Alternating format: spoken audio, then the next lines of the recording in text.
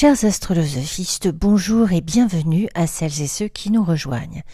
Nous nous retrouvons aujourd'hui pour la chronique sur la nouvelle lune du 10 mars qui a lieu à 10h si on est à Paris. Cette nouvelle lune est à 20,18 dans le signe des Poissons et elle est évidemment conjointe au Soleil. La nouvelle lune est exactement en semi-sextile à Mars à 20,11 dans le Verseau. Elle est conjointe à Saturne à 11,3 dans les Poissons. Elle est en sextile à Uranus à 19,52 dans le Taureau et conjointe à son maître Neptune qui est à 27,5 dans les Poissons. Cette conjonction sera exacte le 18 mars, grosse montée émotionnelle, donc juste avant le premier jour du printemps en sextile à notre Pluton en Verseau.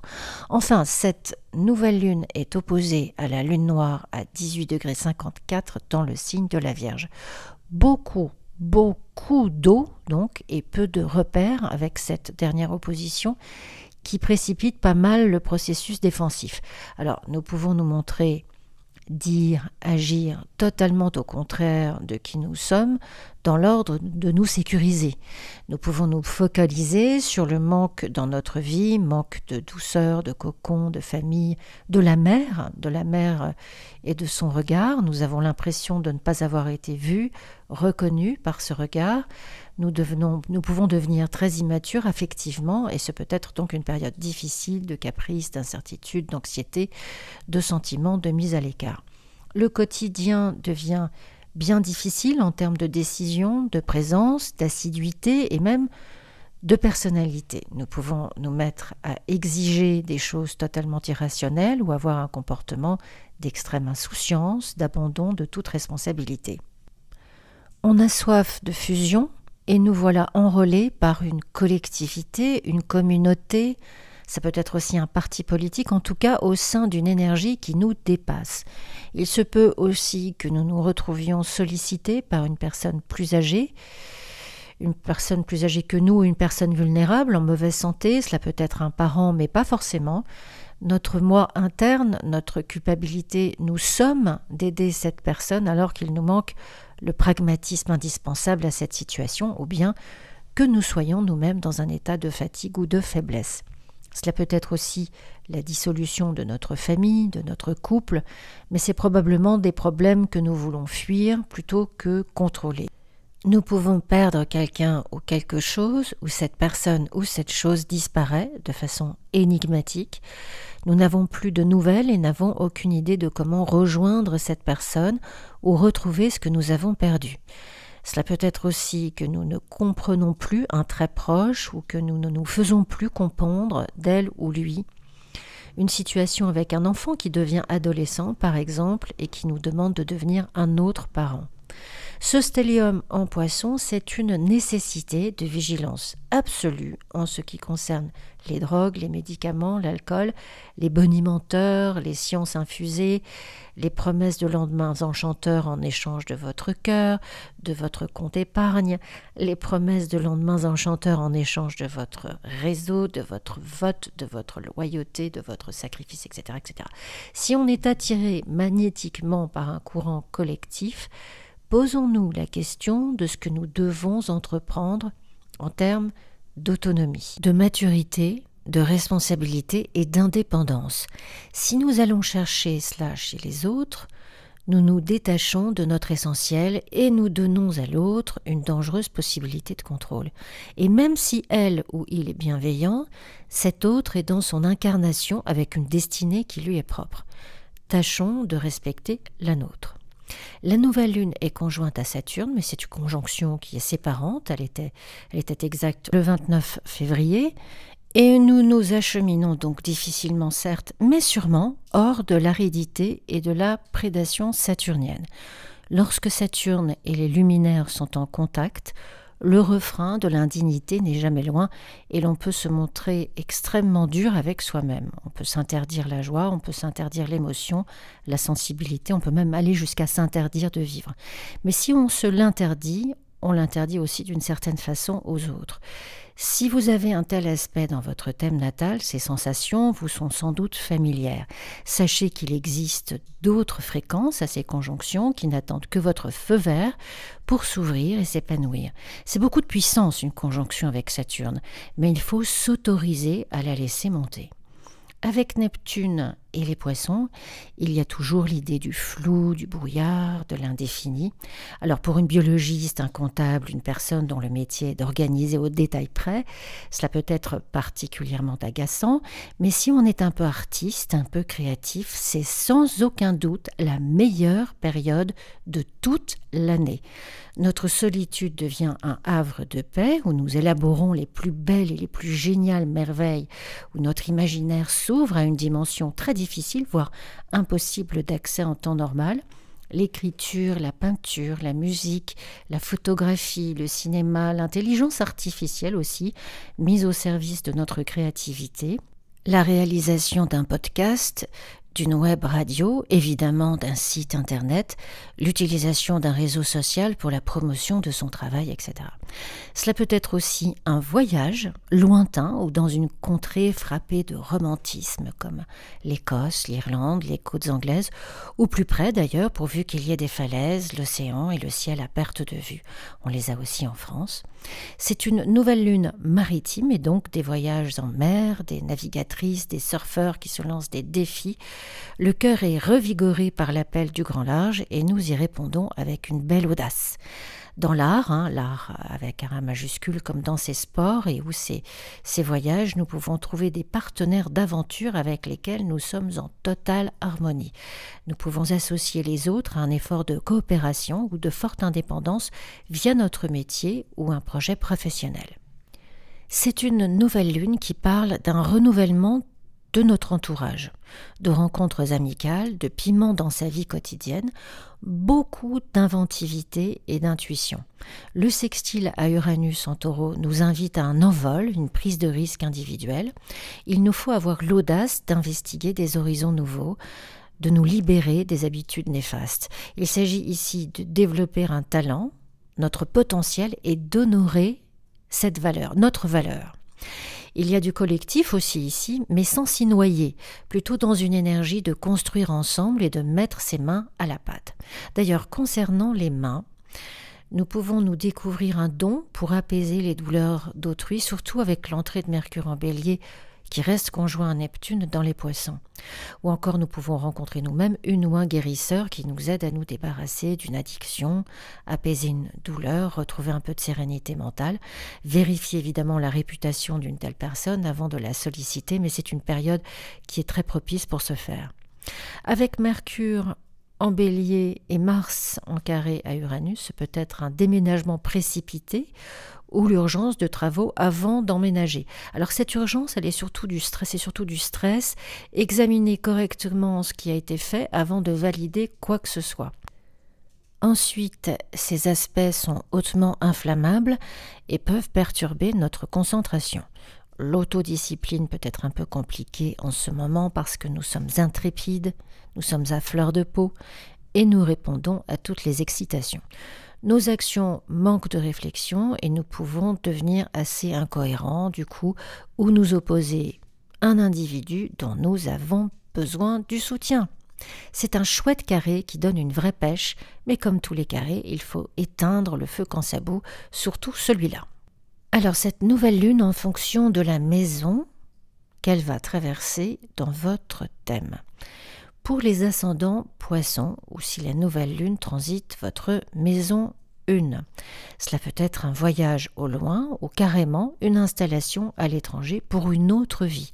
C'est un nouveau départ extrêmement significatif, d'autant que Saturne est aussi dans votre maison 1 et commence ici un autre cycle qui va durer 30 ans. Acceptez certaines responsabilités dans l'ordre de vous rendre plus indépendante, plus libre. Cela peut passer par la nécessité d'un meilleur équilibre physique, comme commencer une discipline sportive par exemple, et ou changer drastiquement son alimentation. Travaillez votre confiance en vous. Mais cette nouvelle lune en maison 1 est surtout une invitation extraordinaire à la créativité, au rêve et à l'art, avec un A majuscule. Si la nouvelle lune transite votre maison 2, il existe ici plusieurs sources de gains à développer. La question financière est d'actualité et nous demande de garder une vision réaliste et d'articuler correctement nos besoins. Nous allons peut-être devoir établir un budget prévisionnel et cela doit être fait avec rigueur, tout simplement parce que la question financière dans les poissons peut s'avérer particulièrement risquée en raison des abus de confiance. Alors, c'est pas antinomique non plus, le milliardaire le plus riche du monde est poisson, mais vous voyez ce que je veux dire. Bref. Cela peut concerner la création d'une entreprise qui peut s'avérer très lucrative. Dans un autre registre, il peut aussi s'agir du développement de sa voix, VOEX, ou encore de vendre des recettes de cuisine ou d'ouvrir un restaurant. Si la nouvelle lune transite votre maison 3, c'est ici que l'on peut s'éloigner d'un entourage suite à une frustration affective. Il s'agirait ici surtout d'un frère ou d'une sœur. Nous pouvons retrouver l'amour dans un lieu de retraite ou un endroit simplement isolé. Il est fort possible que nous apprenions quelque chose de nouveau, que ce soit par le biais d'une formation, que l'on reprenne des études, que l'on passe un concours, nous développons des facultés qui attendaient d'être éveillées. La façon dont nous communiquons peut être très poétique aussi, c'est une excellente période pour écrire ce que vous voulez, un roman, dessiner, faire de la photo, de la musique. Si la nouvelle lune transite votre maison 4, nous pouvons avoir à quitter un domicile. L'un de nos parents peut devoir être pris en charge. Le domaine affectif ici peut être un peu aride suite à une duplicité que l'on subit, une fuite ou une trahison sentimentale, un départ du fait d'une procédure judiciaire. Il peut y avoir une situation en rapport avec une maison de retraite, un pensionnat, un hôpital, un lieu de réclusion qui peut s'avérer fatigant, accablant. En fait, il s'agit ici d'apprendre à mettre des limites et assumer ce qui nous concerne personnellement. On dira que l'expérience de cette nouvelle lune doit m'apprendre à devenir mon propre parent. Si la nouvelle lune transite notre maison 5, nous pouvons traverser la dissolution d'une liaison, d'un amour. Il est possible que nous devions sacrifier quelque chose à cet amour. Alors attention aux domaines initiatiques, occultes, illusoires, une charité ou une fusion dans quelque chose de nébuleux. Nous sommes dans une certaine forme de silence alors que la nouvelle lune ici est hyper créative, musicale, resplendissante. Nous devrions nous intéresser à l'image, à la photographie, au montage. Sinon, évidemment, c'est une retraite, une expédition, un voyage au bord de l'eau ou sur l'eau. Ce peut être aussi la naissance d'un enfant qui change tout. Si la nouvelle lune transite notre maison 6, on va devoir être très vigilant en ce qui concerne les drogues, la pharmacopée, les médicaments, l'alcool, qui peuvent provoquer de très sérieux malaises. Alors, utilisons notre esprit fantasque pour le mettre au travail d'un roman, de poésie. On peut aussi se mettre au service de gens qui ont besoin d'aide et nous pouvons le faire avec une empathie et une intelligence remarquables. Mais c'est aussi un endroit où nous pouvons être trop sensibles à un groupe d'individus sans aucun compas moral. Soyons donc d'autant plus vigilantes que Mars sera en Poisson à la fin du mois et que cette indication supplémentaire ajoute à des choses un petit peu de travers, de détour, de malhonnêteté parfois. Si la nouvelle lune transite votre maison 7, ici nous sommes appelés à redéfinir notre relation à l'autre. Des problèmes, c'est peut-être des problèmes de partage, de dualité qui font jour. Notre attention aux besoins de l'autre qui est déjà très importante ici, décuplée, et il nous faut absolument prendre du recul pour évaluer ce que nous y sacrifions. Il se peut que nous souffrions par exemple du manque de soutien de cet autre, et nous serons invités à analyser ce modus operandi. Si je mets cet autre sur un piédestal au détriment de qui je suis, cette nouvelle lune, ce nouveau départ, va me demander de résoudre ce déséquilibre. Si la nouvelle lune transite votre maison 8 et que vous avez des velléités d'écrire, c'est le moment de vous lancer dans le roman policier, d'espionnage ou le thriller et de faire fortune. La lune ici nous donne ce talent-là. Nous pouvons vivre aussi une situation sous-marine, littéralement ou figurativement, un peu étrange, mais qui nous plaît beaucoup, parce qu'on joue une forme de rôle. Ne perdez pas de vue qu'ici, nous faisons l'expérience de nos motivations les plus profondes et qu'il s'agit d'en prendre conscience. Au niveau de la santé, en maison 8, on peut être assez sensible au refroidissement, aux infections, aux virus, surtout intestinaux. Alors couvrez-vous, faites attention à vous. Si la nouvelle lune transite votre maison 9, vous pouvez suivre un enseignement ou le donner. Donner aussi une conférence, passer un concours, vous pouvez aussi traduire une œuvre, être publié à l'étranger, faire un voyage en bateau. Vous pouvez suivre un séminaire, commencer des études médicales ou théologiques. L'amour peut être lié à ces études ou survient de façon inopinée et vous oblige à vous éloigner de votre quotidien. Du coup, un deuxième mariage peut connaître une dissolution, par exemple. Si la nouvelle lune transite votre maison 10, grande importance de l'invisible ici. L'intuition et la sensibilité sont au service de notre personnalité qui nécessite de prendre sa place. Vous pouvez rester hésitante sur vos objectifs, aussi ne nourrissez pas ces doutes. Saturne fait déjà partie de cette équation et demande que l'on prenne ses responsabilités. C'est un excellent moment pour définir une clientèle et s'épanouir totalement dans ce nouveau projet. Nous pouvons exercer de vrais talents de thérapeute, quel que soit le domaine de l'aide que nous apportons. La créativité est aussi extrêmement importante, surtout dans une mise en lumière, comme par exemple le théâtre. Sinon, il peut s'agir d'une séparation familiale suite à un coup de foudre. Nous devons faire un choix qui amène un exil ou un éloignement. Si la nouvelle lune transite notre maison 11, peut-être des amis qui aident à une reconversion, un projet d'avenir avec eux. Alors à nouveau ici, faites attention aux croyances, aux illusions, surtout si vous n'exercez pas votre libre arbitre au sein du groupe. On peut subir une escroquerie avec des conséquences psychiques difficiles, sinon nous pouvons porter un projet tout à fait remarquable qui vise à aider des gens hospitalisés ou incarcérés d'une façon ou d'une autre et faire une vraie différence. Il peut également s'agir d'un combat pour la défense des droits de l'enfant et faire ainsi entendre leur voix de manière inédite et révolutionnaire. Si la nouvelle lune transite votre maison 12, on est à l'acmé de l'inspiration lyrique ici. Faites-en quelque chose. Faites des chansons, composez, écrivez, photographiez, filmez, dessinez. C'est un nouveau départ créatif tout à fait extraordinaire dans lequel nous pouvons nous illustrer de façon unique et rencontrer un public plus que réceptif. Ce peut être aussi un séjour dans un dispensaire pour soi ou pour aider les autres. Toutes les activités à caractère philanthropique sont favorisées sous cette nouvelle lune.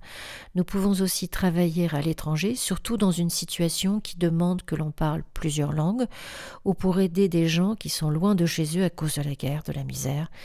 Ici aussi, faites très attention à tout produit qui trouble la conscience et qui peuvent mener à des malaises assez graves. Voilà, chers astrolosophistes, cette chronique est à présent terminée. Si vous désirez une étude personnelle de votre thème et des transits de 2024, je vous invite à me contacter à l'adresse qui s'affiche à l'écran, astrolosophicafé@gmail.com. Les prochaines disponibilités ne sont déjà qu'en avril. Il semble en effet que la conjonction Jupiter-Uranus nous rende très curieuses et curieux de nos thèmes astrologiques et on peut comprendre pourquoi. Donc n'attendez pas pour réserver votre séance. Je vous souhaite une magnifique nouvelle lune. Je vous dis à bientôt pour la chronique de la première éclipse de l'année, le 24 mars, sur Astrolosophie.